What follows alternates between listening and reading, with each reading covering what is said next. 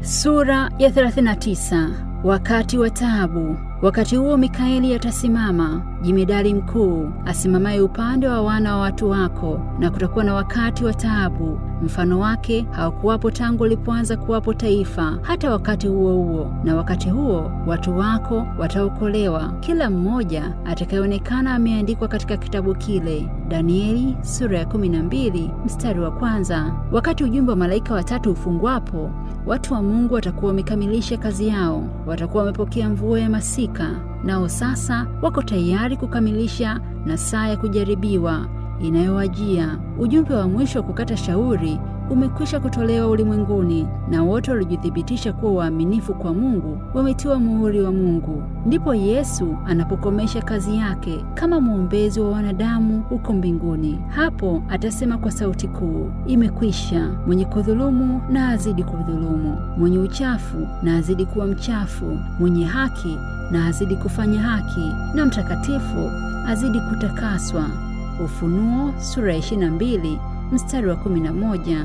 Kristo amekwisha kufanya ukombozi kwa watu wake. Amefuta dhambi zao na ufalme na mamlaka na ukuu wa ufalme chini ya mbingu. Danieli sura ya 7 mstari wa 27. Karibu kutolewa kwa warithi wa wokovu, na Yesu atatawala kama mfalme wa wafalme na Bwana wa mabwana. Atakapotoka patakatifu, giza kuu litawafunika watu duniani. Wenye haki hawana budi waishi machoni pa Mungu mtakatifu bila kuwa na mwombezi. Kile kinachowalinda waovu kimeondolewa, na shetani anachukua utawala kamili bila kizuizi kwa watu ambao hawakutubu. Roho wa Mungu ameondolewa duniani. Shetani atawatumbukiza wenyeji wa ulimwengu katika taabu kuu ya mwisho. Malaika wa Mungu waliokuwa wakizuia pepo kuu sasa wanaziachia pepo hizo. Ni fujo ya ajabu na mauaji yasiyosemwa.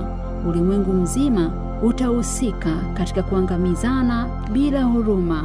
Zaidi ya maangamizo yaliyoangukia Yerusalemu ya zamani, mpaka sasa majeshi yako tayari yanangoja tu ruhusa ya Mungu ili yaanze kazi ya uangamizi kila kona. Wenye kushika sheria ya Mungu watahesabika kama ndio wenye kusababisha maafa hayo yaliyojaa ulimwenguni. Nguvu na uwezo uliofanya kazi ya kumaliza Injili iliwachukiza waovu, na shetani atachochea roho ya chuki isiyo na kifani ili kuandama wale waliopokea ujumbe na kujiunga na kundi la Mungu. Wakati Mungu alipowaacha Wayahudi wao pamoja na makuhani wao, walikuwa bado wakijihesabu kuwa ni wapendwa wa Mungu. Huduma za kanisa zilikuwa zinaendeshwa kama kawaida. Kila siku waliomba baraka kwa Mungu. Kama watu wataua na hali wamejaa uharifu, wakiwa na hatia ya damu ya mwana wa Mungu. Hali kadhalika mstari wa ulimwengu utakapokuwa umepigwa na kesi yake imeshakatwa milele, wenyeji wa ulimwengu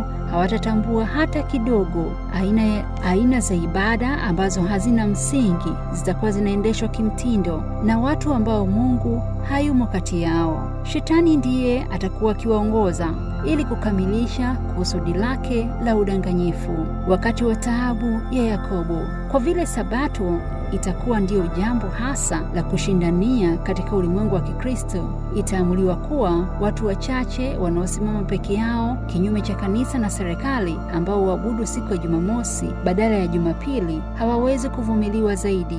Ni bora watu wachache washughulikiwe kikamilifu kuliko taifa zima kuingia katika machafuko. Mambo yale yale yaliletwa pia kwa Kristo. Kayafa alisema, amfikiri ya kuwa yafaa mtu mmoja afe kwa ajili ya watu, wala alisiangamie taifa zima. Yohana sura ya 11 mstari wa 50. Jambo hili litaletwa tena ili kuwapinga washika Sabato ya amri ya 4. Itasemwa kwamba kama wasikii na kuacha ibada ya Jumamosi baada ya muda fulani, afadhali wauawe. Warumi katika ulimwengu wa zamani pamoja na kanisa lililoasi walitumia jambo hili, na Waprotestanti walioasi katika ulimwengu mpya watafuata njia ile ile. Ndipo watu wa Mungu watakuwa na wakati mbaya, kama ilivyoandikwa kwamba wakati wa taabu ya Yakobo Yeremia sura ya 30 mstari wa 5 mpaka wa 7, Mwanzo sura ya 32 mstari wa 24 mpaka 30.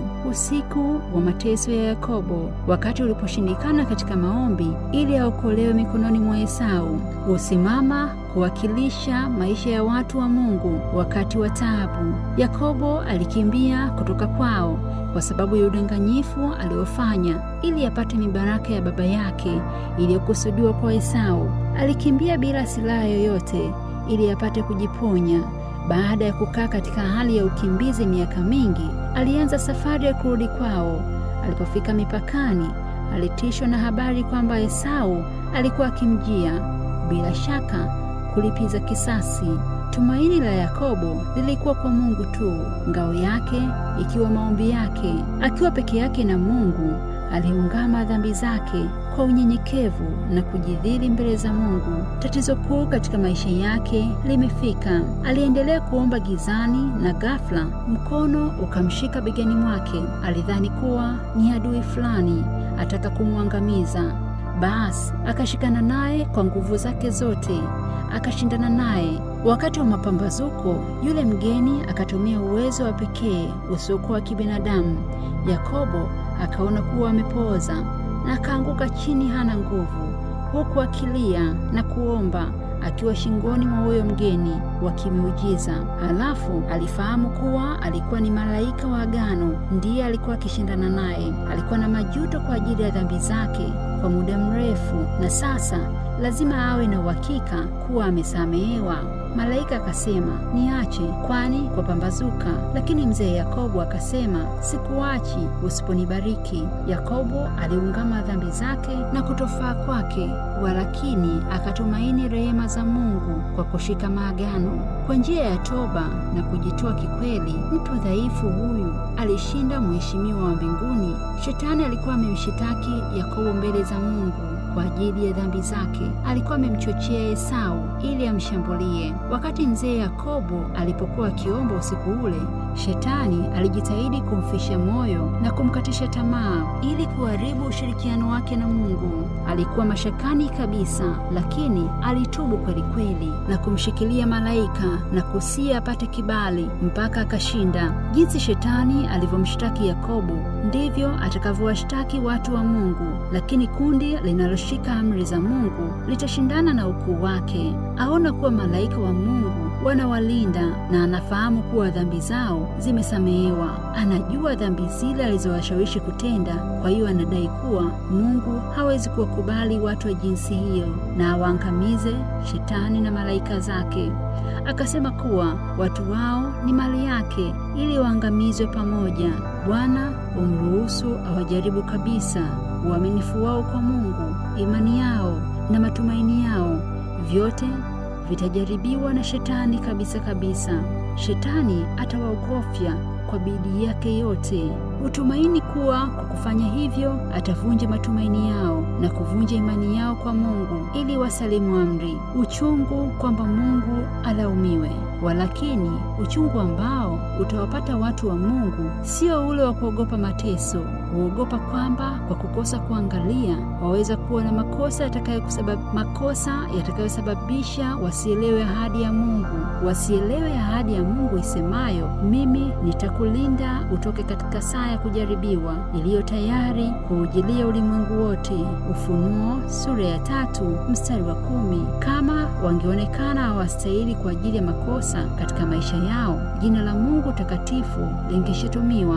Wanaonyesha jinsi walivyotubu dhambi zao za nyuma ambazo ni nyingi sana, na wanaomba ahadi ya Mwokozi kwamba au azidishe nguvu zangu, naam afanye amani nami. Isaya sura 27 mstari wa 5. Ingawa wana maumivu ya rohoni sana na masumbuko, hawakomi kuomba na kusii. Wanamshikilia Mungu kiroho kama Yakobo alivyofanya kwa malaika. Usemi wao utakuwa ule ule, sikuachi usiponibariki. Dhambi zilifutwa. Katika wakati wa taabu, kama watu wa Mungu watakuwa na dhambi ambazo hazijaungamwa mbele yao, wakati wakisumbuka kwa hofu na uchungu rohoni, watashindwa. Kukata tamaa utaondoa matumaini yao na imani yao kwa Mungu, na kwa hiyo hawatajishughulisha na kuomba ukombozi. Lakini hawakuficha makosa yao yasionekane. Dhambi zao zimewatangulia kwenda hukumuni na zimefutwa, nao hawawezi kuzikumbuka. Kwa habari ya Yakobo, Bwana ameonyesha kuwa hawawezi kuchukuliana na ubaya. Wote wanaotumia udhuru na kuficha dhambi zao na kuziacha ziwe vitabuni mbinguni bila kuungamwa na kusamehewa, watashindwa na Shetani. Kadiri ya madaraka makuu wanayoshika, ndivyo adui wao anavyofurahi. Wanachelewa kujiandaa, hawataweza kujiandaa wakati wa taabu. Watu wa namna hiyo hawana tumaini. Habari ya Yakobo pia huonyesha kuwa Mungu hawezi kuwatupa wale waliotumbukizwa dhambini bila mipango, lakini wamemrudia kwa toba na kujitoa kabisa. Mungu atawatumia malaika wawafariji wakati wa taabu. Macho ya Bwana yako juu ya watu wake. Ndimi za moto huonekana kuwateketeza, lakini mtakasaji atawaleta wametakasika kama dhahabu iliyojaribiwa kwa moto. Imani idumuyo. Wakati wa matatizo na dhiki ulio mbele yetu, unataka imani halisi, imani yenye kudumu, mwenye kustahimili tabu, uchelevu na njaa. Imani iliyo imara, ijapokuwa inajaribiwa vikali sana, haitafifia. Ushindi wa Yakobo ni uthibitisho wa nguvu ya maombi. Wote watakaozishika ahadi za Mungu kama Yakobo alivyofanya, watafaulu kama yeye. Kushindana na Mungu ni wachache kiasi gani wanajua maana yake. Wakati mawimbi ya mashaka na kukata tamaa yanapomvamia mtu, na watu wachache kiasi gani wenye kuzishikilia ahadi za Mungu. Wale wanaoonyesha imani kidogo wakati huu wamo katika hatari kuu ya kutumbukia katika udanganyifu wa Shetani. Hata kama watastahimili jaribu, hata hivyo watakumbwa na mashaka, kwa sababu sio mazoea yao kumtegemea Mungu. Lazima sasa tuhakikishe ahadi zake na kuzithibitisha. Kila mara matatizo huwa makubwa wakati wa kutokea kuliko wakati wa mtazamio, lakini sivyo itakavyokuwa katika dhiki iliyo mbele yetu. Maelezo yanayoelezwa kuhusu dhiki hiyo, hata yale na ufundi namna gani, hayatalingana na jambo halisi. Katika muda huo, kila mtu lazima asimame peke yake mbele za Mungu. Sasa wakati kuhani wetu mkuu anapofanya upatanisho kwa ajili yetu, ingetupasa kuwa wakamilifu katika Kristo. Mwokozi wetu hakujitolea kwa majaribu ya mwovu, hata kwa wazo. Shetani hupata vitu katika mioyo ya wanadamu ambavyo huvishikilia na kumwezesha awaingilie. Huwa na aina fulani za dhambi ambazo hupendelewa na watu, ambazo humpa nafasi washinde, lakini Kristo alisema kumhusu yeye, yuaja mkuu wa ulimwengu huu, wala hana kitu kwangu. Yohana sura ya 14 mstari wa 30. Shetani hakuweza kupata jambo kwa Yesu mwana wa Mungu ambalo kwao angeweza kumshinda. Hapakuwa na dhambi yoyote ndani yake ambayo angeingilia kwake. Hii ndiyo hali ambayo wale watakaosimama wakati wa taabu watakuwa nayo. Ni katika maisha haya ndiyo inatupasa kujitenga na dhambi kabisa kwa imani katika damu ya ukombozi wa Kristo. Mwokozi wetu anatualika tuungane naye, tuunge udhaifu wetu na nguvu zake, kutostahili kwetu na haki yake. Anatutegemea sisi ili kurekebisha tabia zetu zifanane na za Mungu. Mambo ya ajabu kuhusu tabia za kishetani zitaonekana mbinguni kama alama ya pepo wachafu wafanyao miujiza. Roho za mashetani zitawaendea wafalme wa dunia na ulimwengu wote kuwahimiza waungane na Shetani katika pambano lake la mwisho na serikali na mbinguni. Watu watainuka wakijifanya kuwa Kristo mwenyewe, watafanya miujiza ya kuponya na kudai kuwa wamepata mafunuo kutoka mbinguni. Tendo la kutawaza. Katika mfululizo wa mambo ya kutawazwa ya udanganyifu, Shetani mwenyewe atajifananisha kama Kristo. Kanisa limemtazamia kwa muda mrefu kutimiza matumaini yake. Sasa mdanganyi mkuu atajifanya kwamba ndiyo Kristo anakuja. Shetani atajionyesha mwenyewe katika hali ya mng'ao kama kiumbe maarufu kabisa chenye kung'aa, kikimuingiza mwana wa Mungu kama anavyoelezwa katika Ufunuo sura ya 1 mstari wa 13 mpaka 15. Utukufu unaomzunguka ni mwingi sana, unashinda kitu chochote macho ya mwanadamu walichopata kuona. Kishindo cha kelele ya ushindi kinasikika. Kristo amekuja, watu wanamwangukia. Anainua mikono yake na kuwabariki. Sauti yake ni laini, imejaa muziki. Kwa sauti ya huruma anaeleza mambo ya mbinguni ambayo ni ya kisasa yaliyosemwa na Mwokozi. Anaponya wagonjwa, alafu akiwa kama Kristo anasema kuwa wale watunzao sabato ya Jumamosi wanalikufuru jina lake. Hili ni danganyiko kuu katika madanganyiko yake. Maelfu ya watu wanaamini uchawi huo na kusema uwezo huu mkuu ni wa Mungu. Matendo sura ya 8 mstari wa 10. Watu wa Mungu hawapotoshwi, lakini watu wa Mungu hawatapotoshwa. Mafundisho ya huyu Kristo bandia hayalingani na maandiko. Mibaraka yake ameitoa kwa waabudu mnyama na sanamu yake, watu ambao watamwagia ghadhabu ya Mungu isiyo na huruma kama Biblia isemavyo. Zaidi ya hayo, shetani hataruhusiwa kuigiza kabisa jinsi Kristo atakavyokuja. Mwokozi amewaonya watu wake kuhusu sehemu hii ya udanganyifu, kwa maana watatokea makristo wa uongo na manabii wa uongo, nao watatoa ishara kubwa na maajabu wapate kuwapoteza kama yumkini hata wateule. Basi wakiwaambia yuko jangwani, msitoke; yuko nyumbani, msisadiki. Kama vile umeme utokavyo mashariki ukaonekana hata magharibi, hivyo ndivyo kutakavyokuwa kuja kwake Mwana wa Adamu. Mathayo sura ya 24 mstari wa 24 mpaka 27. Soma pia Mathayo sura ya 25 mstari wa 31, Ufunuo sura ya 1 mstari wa 7 na Wathesalonike 1 sura ya 4 mstari wa 16 na wa 17. Kuja kwa jinsi hii hakuna uwezekano wa kukuigiza, kutaonekana katika ulimwengu mzima. Wanafunzi wa kweli wa Biblia tu waliopokea upendo ndio watakingwa na madanganyiko haya makuu yatakayoukumba ulimwengu. Ushuhuda wa Biblia pekee ndio utakaompinga mdanganyaji katika hila zake. Je, watu wa Mungu sasa wameimarika katika neno la Mungu kwamba hawatatikiswa na kuangukia mbali katika madanganyiko? Je, katika matatizo kama hayo wataambatana na Biblia tu, kwa vile amri itakavyotolewa na makanisa ya Kikristo mahali ili kuwapinga washika sabato? Serikali haitawalinda, ila itawaacha kusudi watendwe mabaya na wale wanaotaka kuwatenda vibaya. Ndipo watu wa Mungu watakimbia kutoka mijini na vijijini na kujikusanya vikundi, wakiishi mahali pa shida huko nyikani. Wengi watapata makao mapangoni mwa milima, sawa kama Wakristo wa mabonde ya Piedmont. Lakini wengi sana na mataifa yote, wa hali zote, watu wakuu na wadogo, matajiri na masikini, weusi na weupe, watatupwa katika vifungo vibaya sana. Penzi wa Mungu watapitia wakati mgumu sana, wakifungwa katika magereza, wakitaja kuuawa, wakionekana kuwa watakufa katika giza magerezani. Je, Bwana atawasahau watu wake katika wakati wa dhiki kama hiyo?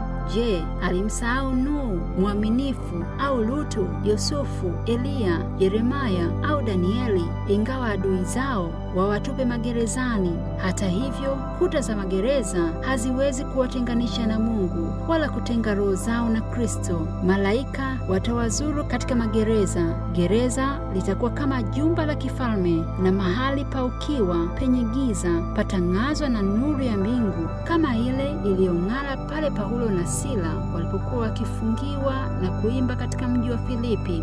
Hukumu za Mungu zitawaangukia wale waliokuwa wakitaka kuangamiza watu wake. Kwa Mungu kutoa mapigo ni jambo geni. Isaya sura ya 28 mstari wa 21. Soma pia Ezekieli sura ya 33 mstari wa 11. Bwana ni mwingi wa huruma, mwenye fadhili, si mwepesi wa hasira, mwingi wa rehema na kweli, mwenye kuamsha uovu na makosa na dhambi. Hata hivyo, hata mhesabia mtu mwovu kuwa hana hatia hatajutia kamwe. Kutoka sura ya 34 mstari wa 6 na wa 7, Nahumu sura ya 1 mstari wa 3. Taifa ambalo amelivumilia muda mrefu na limekijaza kikombe cha uovu, mwishowe litakinywea kikombe cha ghadhabu ya Mungu isiyokuwa na huruma. Kristo amalizapo maombezi yake katika patakatifu pa mbinguni, ghadhabu yake isiyochanganyikana na huruma itawakabili wote wanaoabudu mnyama. Itamwagwa. Mapigo ya Misri yalikuwa sawa na ghadhabu ya Mungu itakayomwagwa ulimwenguni, ila itakuwa kali zaidi.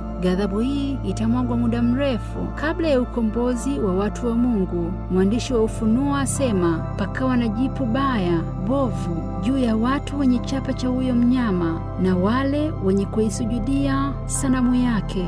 Basi itakuwa damu kama damu ya mfu, na mito na chemchemi za maji zikawa damu. Malaika akatangaza, wewe mwenye haki, e Bwana, kwa kuwa umehukumu hivi, kwa kuwa walimwaga damu ya watakatifu na manabii wako, nawe umewapa wainywe, nao wanastahili. Ufunuo sura ya 16 mstari wa 2 mpaka wa 6, mstari wa 8 na wa 9. Kwa kuwahukumia kifo watu wa Mungu, wamejipatia hatia ya damu yao, kana kwamba wameimwaga kwa mikono yao. Kristo alisema kuhusu Wayahudi wa siku zake kuwa walikuwa na hatia ya damu ya watakatifu wote tangu siku ya Habili. Mathayo sura ya 23 mstari wa 34 mpaka 36. Maana hata wao wanayo roho ile ile ya uuaji na manabii. Pigo litakalofuata litatolewa kwa jua. Jua litapewa uwezo wa kuwaunguza watu kwa joto. Nabii asema kuhusu wakati huo wa kutisha.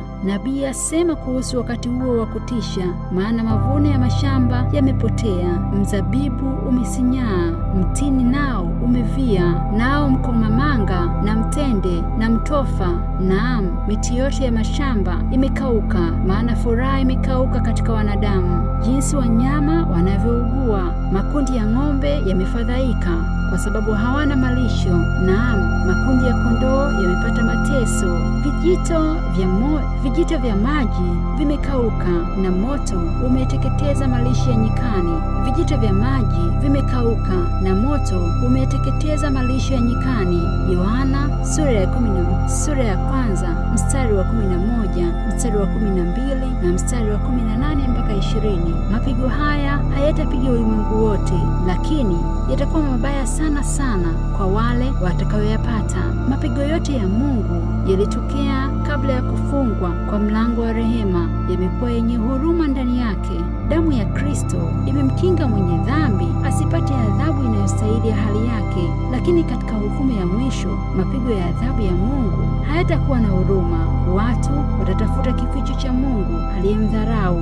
Wakati watakaposumbuka na kuona dhiki wakitafuta chakula, watu wa Mungu hawataachwa wapotee. Malaika watawaletea mahitaji yao. Atapewa chakula chake, maji yake hayatakoma. Mimi Bwana nitawashika, mimi Mungu, mimi Bwana nitawasikia, mimi Mungu wa Israeli sitawaacha. Isaya sura ya 33 mstari wa 16, sura ya 41 mstari wa 17. Kwa kibinadamu itaonekana kuwa karibuni watu wa Mungu watamwaga damu yao, yaani watauawa kama wafia dini wengine waliotangulia. Ni kitambo cha utisho wenye uchungu. Waovu wanashangilia na kusema, je, imani yenu iko wapi? Mbona Mungu hakuwaokoa mikononi mwetu, iwapo kweli ninyi ni watu wake? Lakini watu wa Mungu wanakumbuka Yesu alivyokufa msalabani. Kwa hiyo wanaendelea kushindana na Mungu kama Yakobo.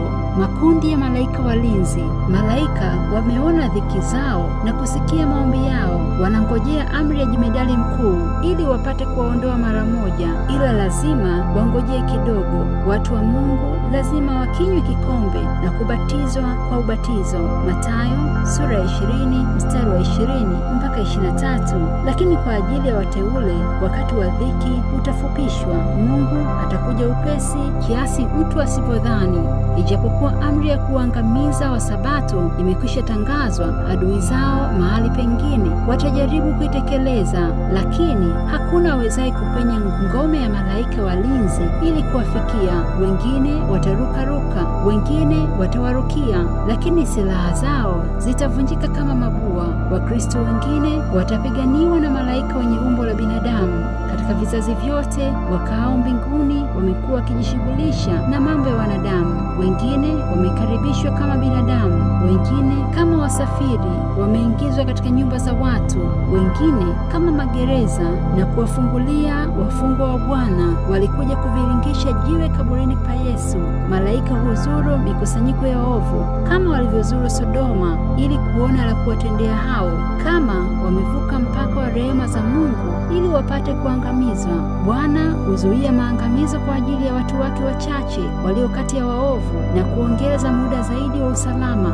Wenye dhambi hawana habari kuwa maisha yao yanahifadhiwa na watu wa Mungu wachache walio kati yao, ambao waudhi kila mara. Katika mabaraza ya ulimwengu, malaika wamekuwa wasemaji. Masikio ya wanadamu yamesikia maombi yao na midomo ya watu imeyadharau mashauri yao. Malaika hao wa mbinguni wamethibitisha hali ya binadamu ilivyo kwa kweli. Wameshinda na kuwakamata malaika waovu wanaowatesa wanadamu ambao ni wacha Mungu. Wana wa Mungu wanangojea kwa subira ishara za mfalme wao anayekuja. Kwa kadri wanavyokazana na maombi kwa Mungu, mbingu zinaonyesha hali ya mapambazuko ya milele. Neno likasikika likawa kama wimbo mtamu, Kristo yu haja. Sauti ya Kristo ikasikika kutoka katika lango, jinsi lilivyokuwa likifunguka. Mimi sasa nipo nanyi, msiogope, nimewapigania vita, na kwa jina langu sasa ninyi ni washindaji. Mwokozi atatumia msaada wake tunapouhitaji. Wakati wa taabu ni muhimu sana kwa watu wa Mungu, lakini kila muumini budi aone jinsi imani inavyoleta ahadi za Mungu kutuzungukia. Waliokombolewa na Bwana watarudi, watakuja Sayuni wakiimba, furaha za milele watapata, huzuni na kuugua zitakimbia. Isaya sura ya 51 mstari wa 11. Kama damu ya mashahidi wa Kristo ingewamwagikia wakati huu, uaminifu wao usingaliwaaminisha watu wengine, kwa kuwa ugumu wa mioyo yao umeisukuma rehema mbali, wala haitarudi tena. Kama wenye haki wangeliangamizwa na adui zao na kunyamazishwa, mwovu angelishangilia. Kristo alikuwa amesema, njoni watu wangu, ingia wewe ndani ya vyumba vyako, ukajifiche kitambo kidogo, mpaka ghadhabu hii itakapopita. Kwa maana tazama, Bwana anakuja kutoka mahali pake, ili kuwaadhibu wao wakaao duniani kwa sababu ya uovu wao. Isaya sura ya 26 mstari wa 20 na wa 21. Itakuwa fahari ya ukombozi wa watu hao ambao wamengoja kwa uvumilivu kurudi kwake Mwokozi, watu ambao majina yao yameandikwa katika kitabu cha uzima.